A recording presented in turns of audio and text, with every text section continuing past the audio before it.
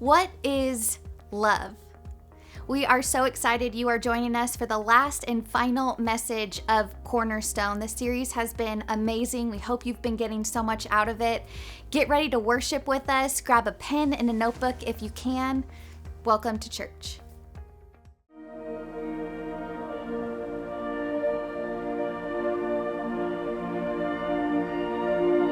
When I am desperate,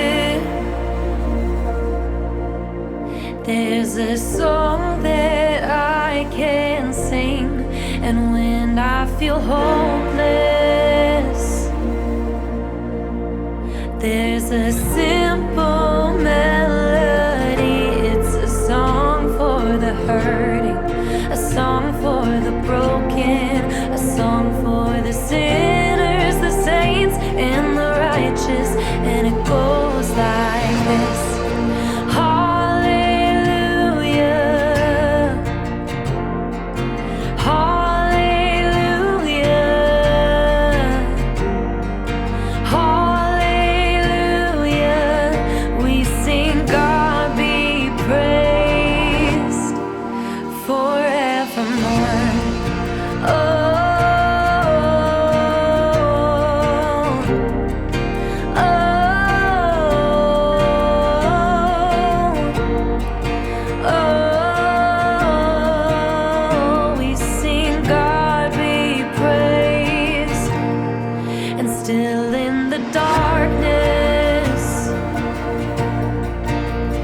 There's a song that I can sing when I feel forgotten. There's a simple melody. It's a song for the anxious, a song for the lonely, a song for the calm and the restless, the holy. And it goes like this.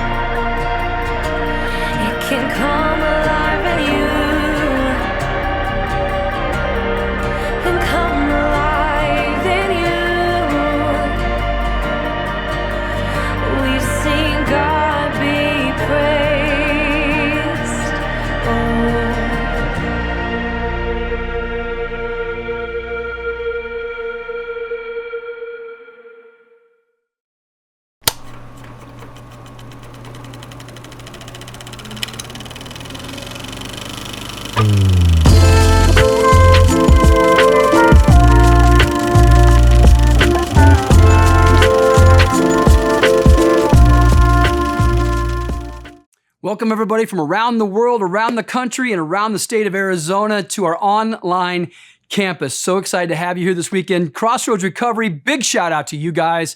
Tell Pastor Todd I said hello today. Make sure he's behaving at all times. We are coming to the end of our series, Cornerstone, and we're talking about our fourth cornerstone today. In this series, we've been talking about 4 cornerstones for building a life on Jesus. Starting with the question this week. Here we go. What are you known for? I mean, when you think about your life, or maybe you can ask somebody who's watching with you, what are you known for? And some of you are like, are you known for being funny? Are you known for being strong? Are you known for having ripped abs? I'm not, okay? Are you known for being super smart? Maybe you're known for you got some money. You're known for being wealthy or being generous or being a little bit stingy. Maybe you're known to be a hard worker. Maybe you're known to be a confronter. You're that person, all right? You're a truth teller. Or maybe you're an avoider. You hate conflict. What are you known for? Let me ask a better, deeper, more enduring question. Let me ask you this. What will you be remembered for?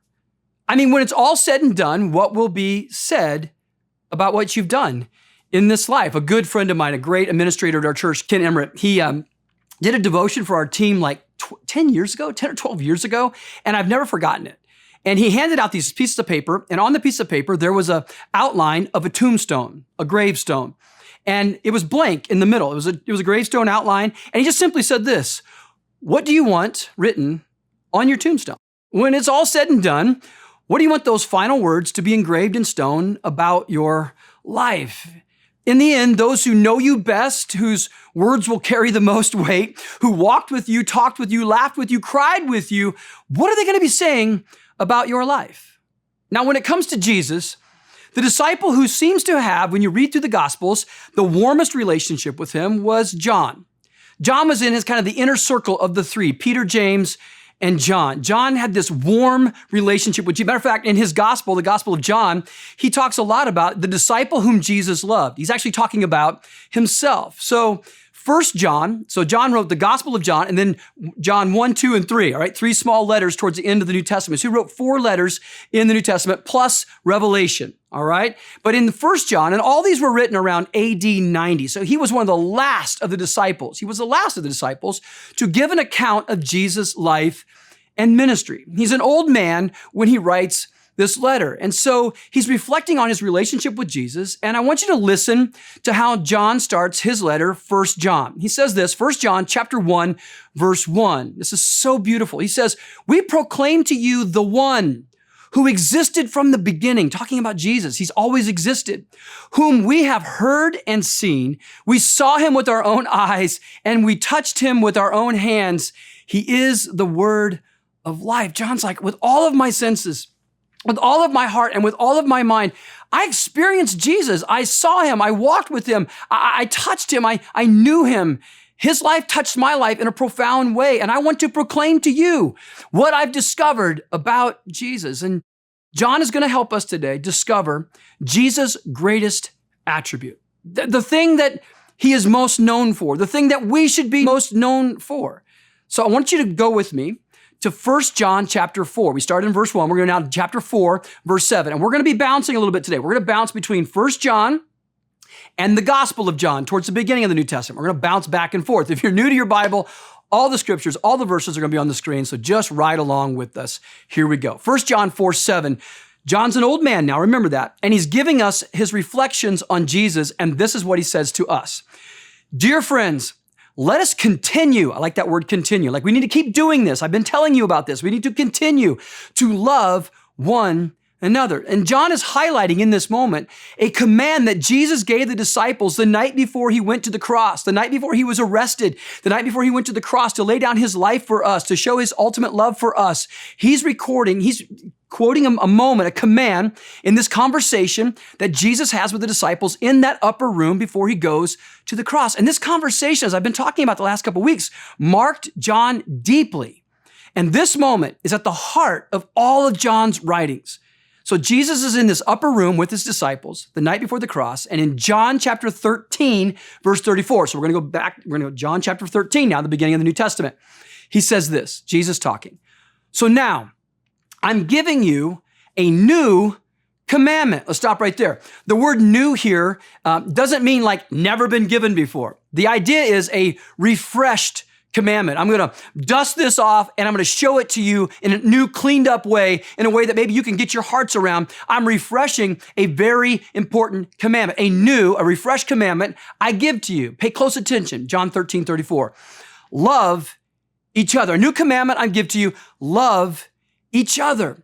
See, I find that fascinating because our greatest need is to be valued. Does anybody see me? Do I matter? Does anybody care about me? Our greatest need is to know that we are valued, that we matter, that we're cared about, that we're, I'll say it like this, that we're loved. In the heart of every human being, we need to know that we are loved. And I find it fascinating that this is front and center in Jesus' mind before he goes to the cross. He's like, guys, I've been saying a lot of things, doing a lot of things. He had just gotten in washing their feet, which was a really gross moment, and they were blown away by what he did and how he served. He says, I want you to get this in your hearts. I give you this commandment, this refreshed commandment, love one another. But John has a greater reason for us to love one another. It's deeper than just our greatest need. It goes to the very nature of God. Watch this. Back to 1 John chapter 4, verse 7. I told you we're going to bounce a lot today. John writes in this letter, dear friends, let us continue to love one another. Watch this. For love comes from God. Now listen to how Jesus said this the night before the cross in the upper room in John 13:34. He says, a new commandment I give you, love each other. Watch this. Just as I have loved you. You should love each other. You know, Jesus came to show us what God is like. He is God. We talked about this last week. He is God. And now John looks us right in the eyes and he brings this truth as only an old, respected leader, mentor, elder in the church can do. Back to 1 John 4:7, he says this, anyone who loves is, this is proof, a child of God. John's like, loving others is living proof that we are God's kids. I tell our kids all the time, I say, listen to me. We care about people because that's what Stephans do who follow Jesus. We love people. We care about people because Stephans who love Jesus, that's how we live our lives. That's what we do. But it gets deeper. And this is so good. 1 John 4:7, watch this. And knows God. Not only God's child, but you actually really have a relationship. It proves that you actually know God. You know him. And we talked a lot about this. Again, in week 2 of this series, we talked about that Jesus is God. When you see Jesus, you see God. He is Emmanuel, God with us. That's why we're reading through the Gospels over the next 30 days. And if you're just joining us now, you can dive in with us. If you read 3 chapters a day, starting in Matthew, reading all the way through John, you can read all 4 Gospels in 30 days. We want to get to know Jesus' life. We want to get to know him better by studying his life. And if you are part of a Heart Crew, I want to encourage you, download those notes because the reading for this week will be in your Heart Crew notes because we love to get into circles so we can know one another and be encouraged by one another. And if you're watching from around the world, listen to me. Maybe grab a friend this week, have them watch the message, and then go through these notes together in community. It's such a deep way to grow. Now, John doesn't let up. Watch this. John doesn't let up. 1 John 4:8. But anyone who does not love, watch this, does not know God. He says, if you say that you know God, I'm a Christian. I love Jesus. Yes, I do. I love Jesus. How about you? But you don't love other people. John's just like, you're lying. You're not being honest. Because it's impossible to say that you know God and not love people made in his image. That's just the truth. Now watch this. John, who sees Jesus go to the cross, he is the only disciple of his inner circle. He was the only disciple to be, it's written that he was at the cross, saw Jesus die on the cross. Everybody else, deserted, abandoned, took off. He sees Jesus crucified. He watches Jesus in his life on earth heal people, teach, wash people's feet, value children, honor women in the first century who were considered property, and he honored them, loved tax collectors, and loved sinners. He ate with them. The religious leaders would have nothing to do with them, and Jesus sat with them, loved them, encouraged them, taught them. He says this is John, who saw Jesus love like this. Verse 8, chapter 4, 1 John. But anyone who does not love, does not know God, watch this, for God is love.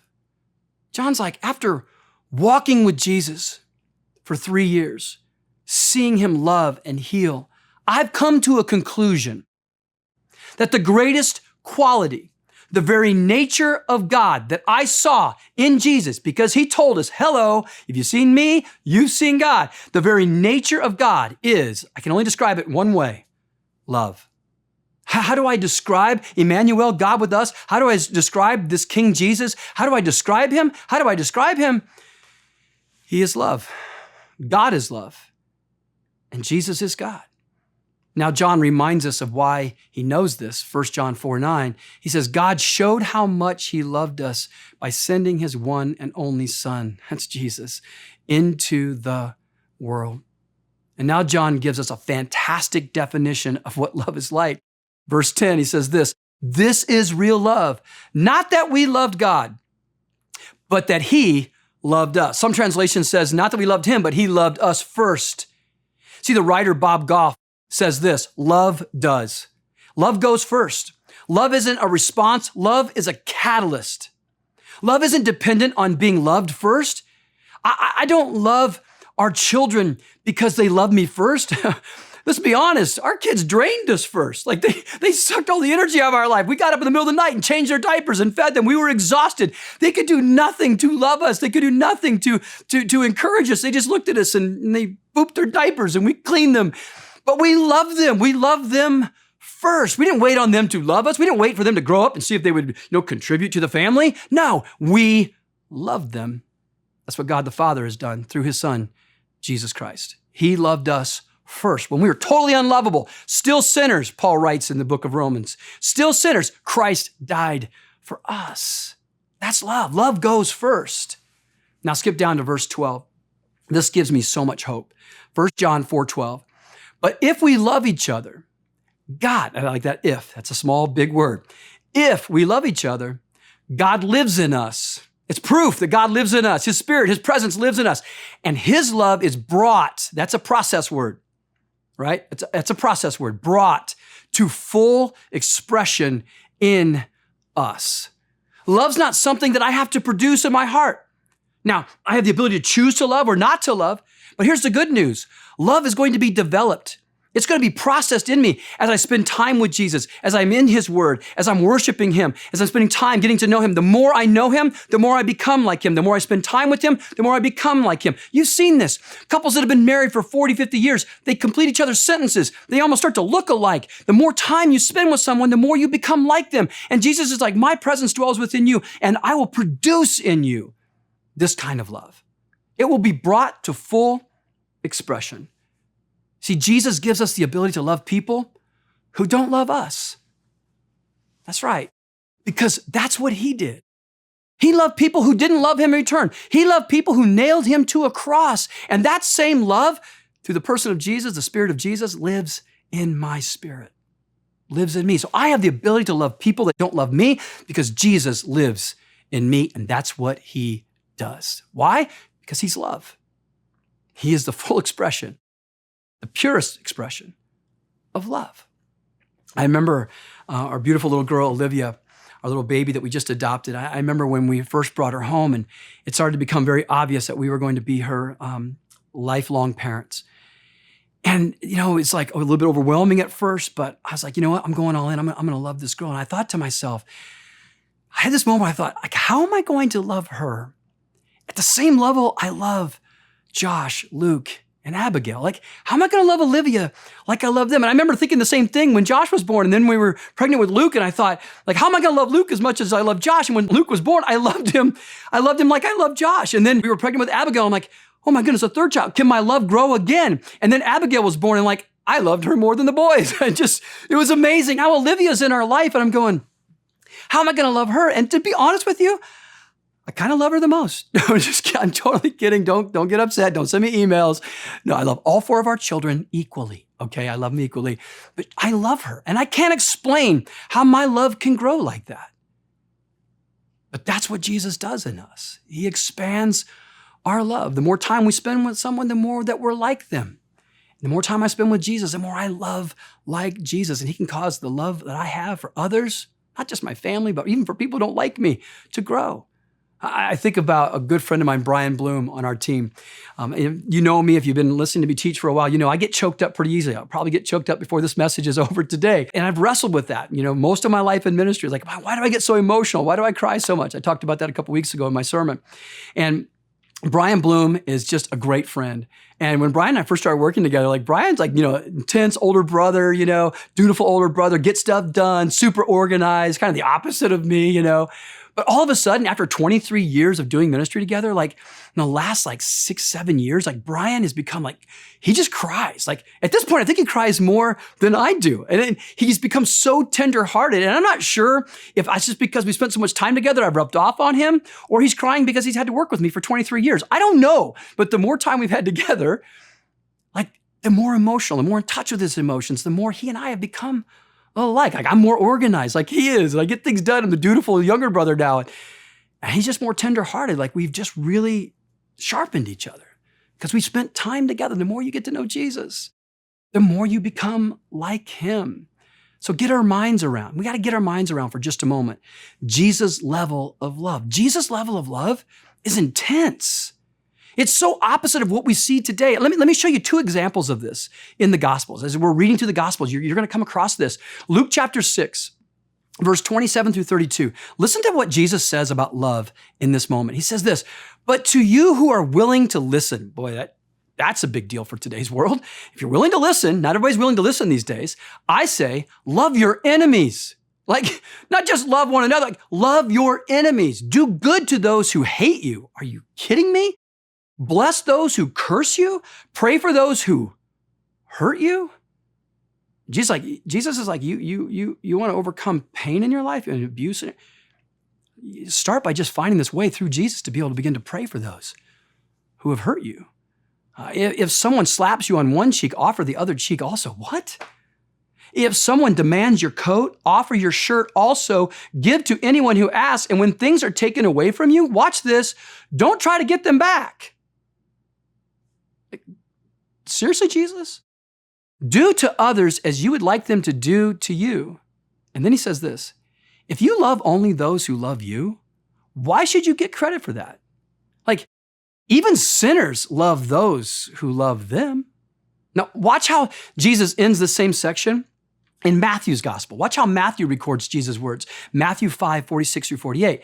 If you love only those who vote like you, no, he says, if you love those who love you, what reward is there for that?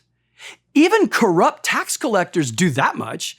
If you are kind only to your friends, how are you different from anyone else? Even pagans, total godless people, can do that. But you are to be perfect. Woo, it's a big word. Even as your Father in heaven is perfect. Now, here's the hard part about the world we live in today. We think we only have 2 responses to people who don't believe like, act like, vote like us. Either we hate them, some of you are like, that's strong, that's strong, that's strong. Or we affirm everything about them. We feel like in our world today, you got 2 options, hate or affirm. And you hear this all the time. It's like, well, they're just angry, they just hate everybody. Or, oh, they just affirm everybody. They don't stand for truth. There's a third option. Jesus says there's a third way. There's a different path that we can actually love people without affirming everything that they believe. We are not responsible for people to accept that we love them. We're only responsible to love them. Because I know you've had this, because I've had this in my life. Well, if you don't accept everything about me, you can't love me. Wrong. That's not true. I can hold a biblical worldview, and I can still love you if you don't hold a biblical worldview. I can serve you. I can help you. I can pray for you. I can respect you and honor you. I can do that and not accept everything that you believe. It is possible. And as Jesus followers, we are called to love that way. We are not responsible for the culture or the world to accept that we love them, even if we don't agree with everything. We're just not. Let me ask you a tough question. When's the last time, let's just say in the last 8 years, you prayed for a president of the United States whose views you didn't support? Honestly prayed for God's blessings on them, health for them, encouragement for them, strength for them. Powerful moment with my parents the other day. We were up in Prescott, Arizona, beautiful little mountain town here in Arizona. And we're hanging out. My mom and dad are having their coffee on the patio, and they're adorable. And every day they do devotions together, and then they pray together. And they pray over our family. It's just It's the coolest thing. And so I got to sit near the door and just kind of overhear them, listen to them as they were doing their devotions together and praying for my family, praying for my brother's family, praying for the grandkids, praying for Olivia, just praying. It was so powerful. But then my parents blew my mind. They started praying for our country, and then they started praying for President Biden. Okay, and I asked my parents' permission to say this. A president whose lots of his values, his policies are the opposite of their convictions. Matter of fact, my mom and dad have super strong convictions about our country, super strong convictions about where we need to go politically. But here's the thing. They didn't vote for him, but they prayed for him. And they prayed for him in such an emotional, powerful way for blessings on him, blessings on his health, that he would come to know Jesus in a very deep way.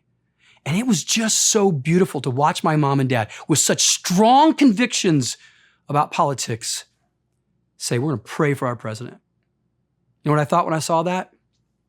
That's Jesus' love. That's how we love people.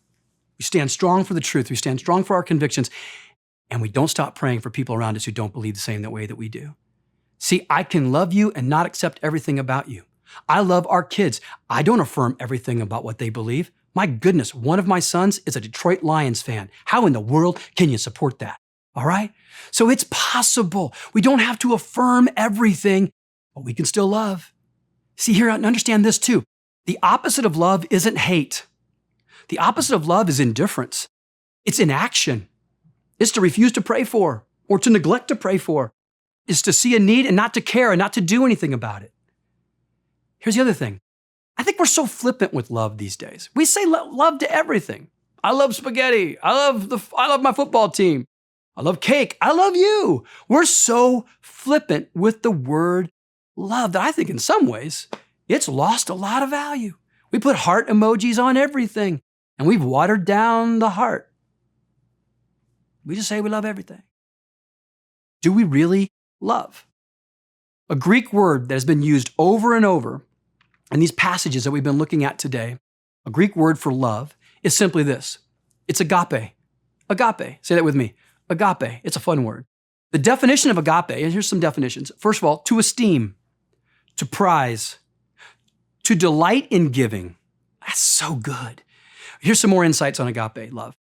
Loves even when others are unresponsive, unkind, unlovable, and unworthy. That is, just look at that for a moment. Here's one more definition of agape.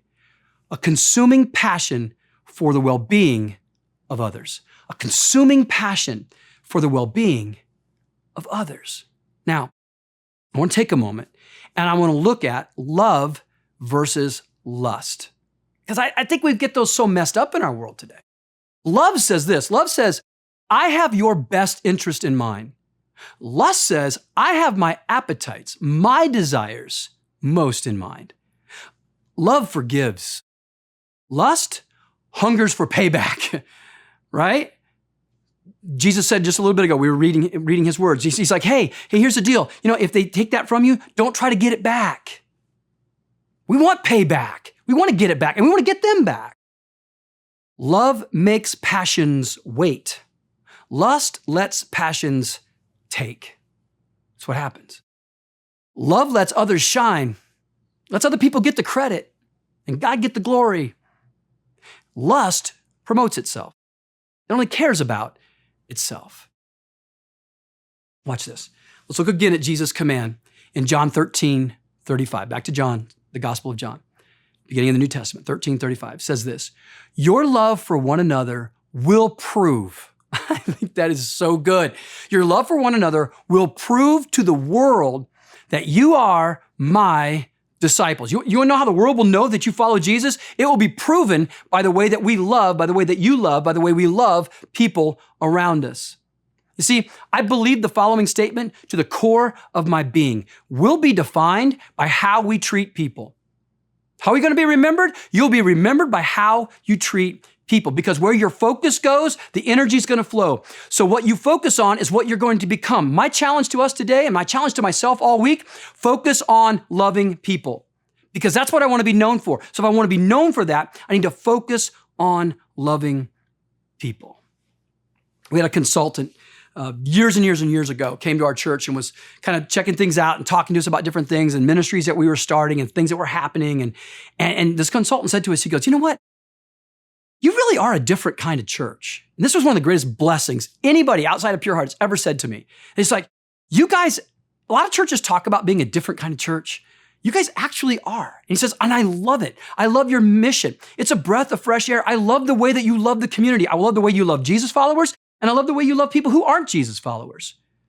He's like, I love the way that you care about public schools. Most churches pull away from public schools. We move in, we love, we do what it takes to serve and love our public schools. We're not going to abandon our schools. We're not going to abandon this generation. Do we care about our private schools, our Christian schools, our homeschoolers? Absolutely. Charter schools, options for schools? Yes. But we're not going to give up on our schools. We love our principals and our superintendents, and we're going to serve our city because that's what we do as Jesus followers. We care about people who are struggling with food insecurity. We care so much that we don't just provide food, we offer job counseling and helping them get their GED, get on their feet, and make a difference with their life. We don't grumble about homelessness. We build safe lots so that single moms can have a safe place with their kids who are living in their cars, a safe night's sleep. They can have food and showers and healthy meals. We do something about it. We don't just grumble about it because love is action. We give generously. You want to see what a person cares about? Just look at their giving versus their spending patterns.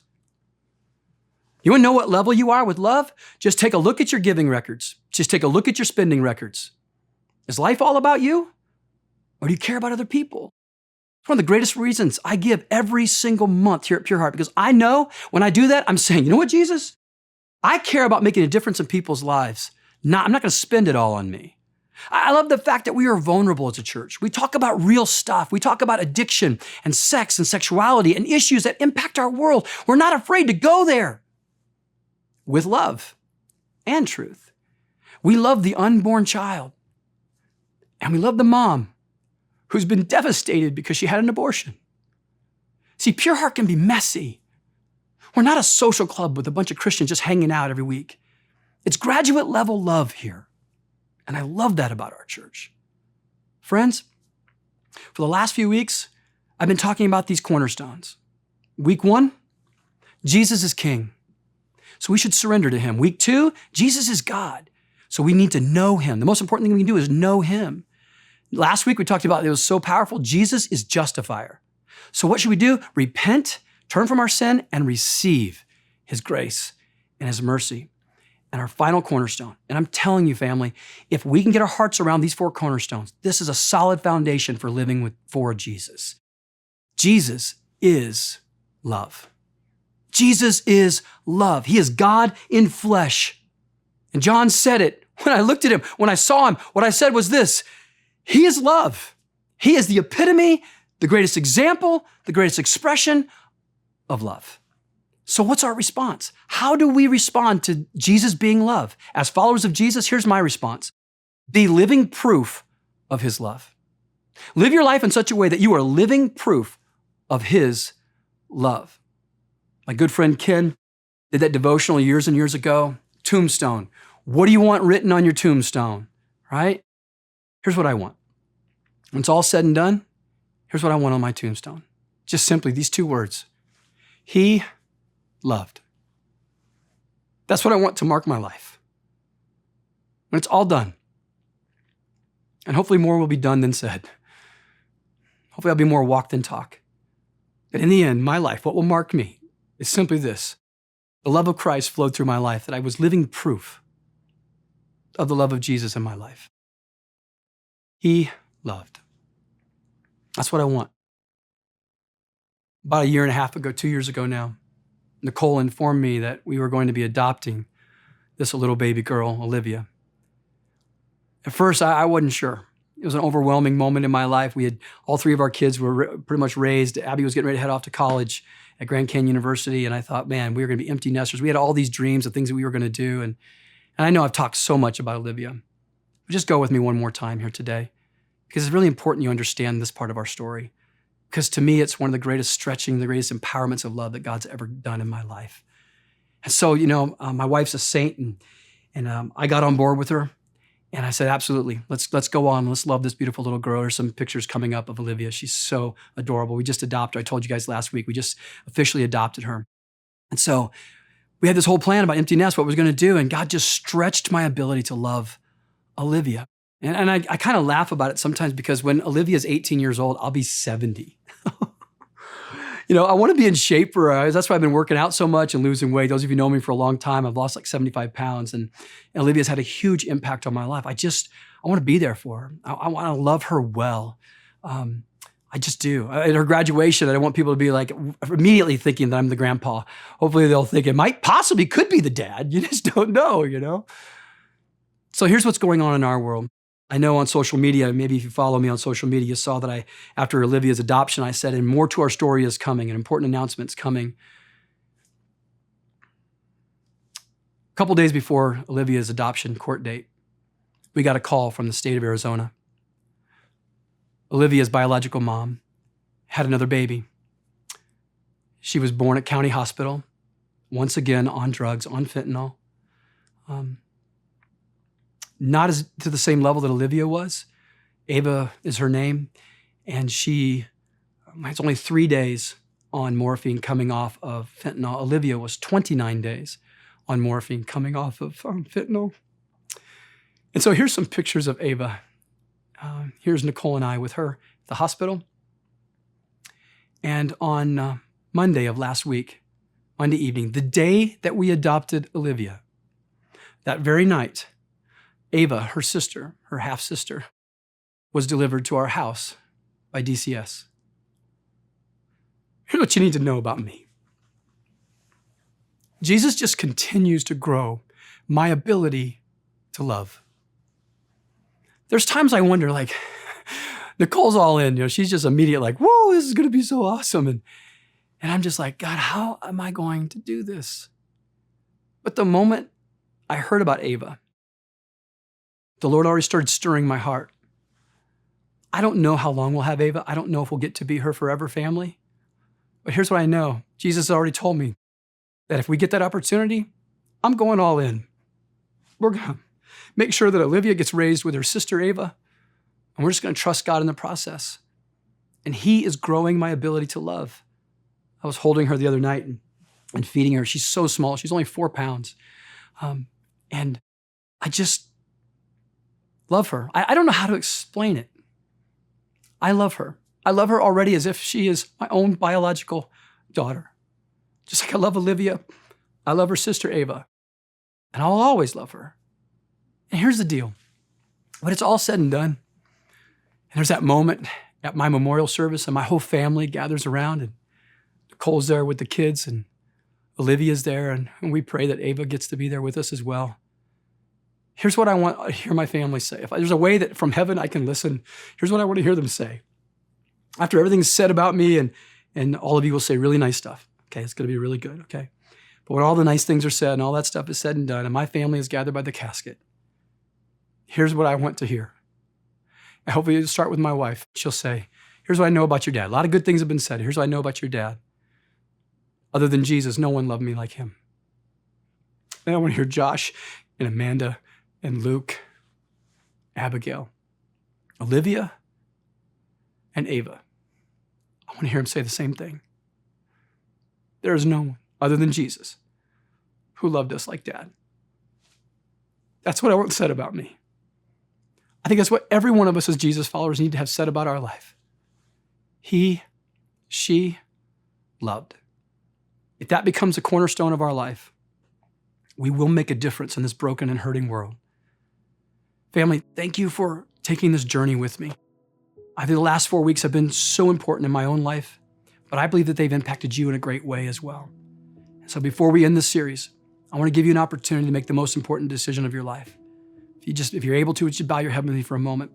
And you're listening today, and maybe for the first time in your life, or maybe today's a rededication of your life, you're ready to say yes to the love of Jesus, to come home to His power, to His forgiveness, to His strength. So if that's you today, and you're ready to say yes to Jesus, asking Him to lead your life, then pray this with me right now. Simply say this: Lord Jesus, right now in this moment, I commit my life to you. I trust you with my life. Jesus, forgive me of my sin. You know what it is. Thank you for your forgiveness. Thank you for your grace and your mercy. Jesus, fill me with your very Spirit, your very presence, with your love and your hope and your joy and your peace. Fill me up, Lord. Teach me to love like you do, Jesus. Amen. You made that decision. We would love to hear from you. We would love to walk with you and to get to know you. I pray you have a strong week. Join us again next week as we continue on with a brand new series. Have a great week, everybody. I hope you took notes. Today was so good and it was so necessary for our journey of following Jesus. If you didn't get to take notes, you can always watch this message again.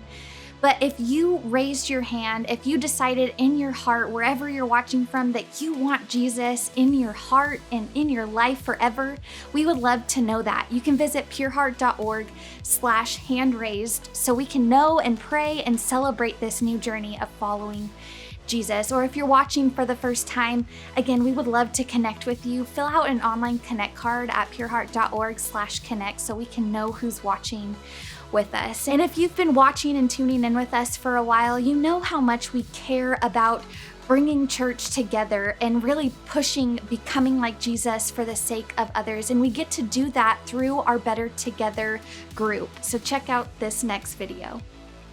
Church family, every week we talk to you about how your generosity is impacting the world around us. Today, I'm so excited to talk about Chris and Connor Moore. Pastor Chris has been on our team for 7 years. He's become like a son to me. We're family, man. We're family.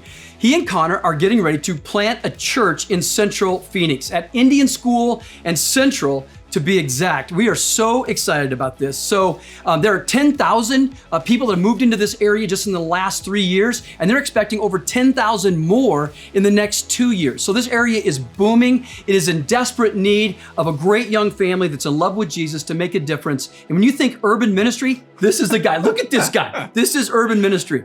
Chris has such a great heart for entrepreneurial style leadership. He is just so good. God's gifted him to start something from nothing. So church planting, I think, is in his blood. We saw him just a couple years ago during the pandemic go from nothing to having almost 10,000 youth pastors gathering at round tables around our country during the pandemic. So God uses him in a mighty way, and we're so excited to invest in their ministry in Central Phoenix. So give us some detail. How can we bless you and pray for you? Talk about October the 19th. Yeah, well, first off, thank you, Pure Heart. Serving on staff here the last 7 years has been one of the greatest privileges of my life. It has been a tremendous blessing to me, and I never could imagine leaving a church like Pure Heart, because this is the best church.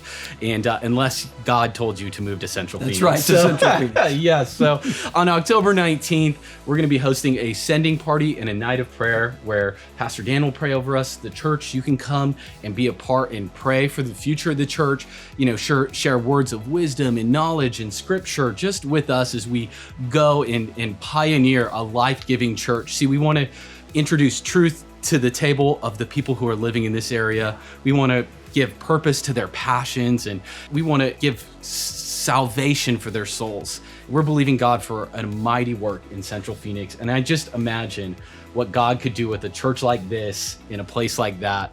And I can't wait to see what God's going to do. Thank you for your partnership. Thank you for giving. Thank you for your generosity at Pure Heart. Without you faithfully sowing into this church, there would be no way where we could do this. So thank you, Pastor Dan. So honored by you and love you. It's our honor. And here we go. We are going to see a brand new church in Central Phoenix. Come on. So Jesus, proud of you guys. Yeah. Thank you, Pure Heart. Thank you. Again, like Pastor Dan said, this was the last message for Cornerstone series, but we are gearing up for something new. So we hope you join us again next week for something just as powerful. Thanks for watching. If you were blessed by the service today, like this video, share it with a friend. This service may be exactly what they need to lift them up and encourage them today.